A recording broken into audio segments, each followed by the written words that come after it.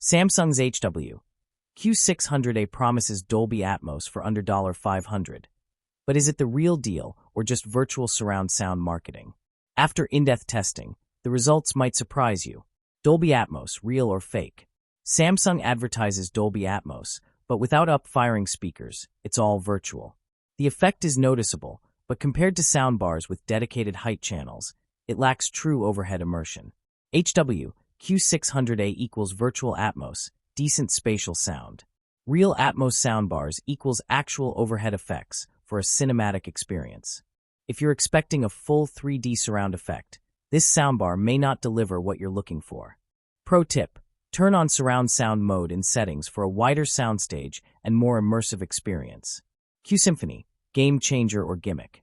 If you own a Samsung TV, Q-Symphony syncs the TV speakers with the soundbar for a bigger, more dynamic sound.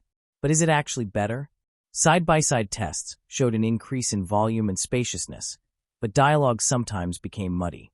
While it adds depth, it's not a must-have unless you already own a compatible Samsung TV. Bass performance, powerful or booming? The included wireless subwoofer delivers deep, punchy bass, great for action movies and EDM. However, it can be too overpowering, making dialogue harder to hear. Great for explosions and bass-heavy tracks. Lacks precision for dialogue and balanced music playback. For audiophiles, the tuning might not be ideal, but for casual users who love deep bass, it's a solid option. The biggest drawback: what Samsung won't tell you. The HW-Q600A has HDMI eARC, Bluetooth, and optical input, but no Wi-Fi or multi-room support, a big letdown compared to competitors. Also, some users report subwoofer disconnection issues, though we didn't experience this in our testing. Final verdict: should you buy it? Buy the HW-Q600A if you want a budget-friendly Dolby Atmos soundbar.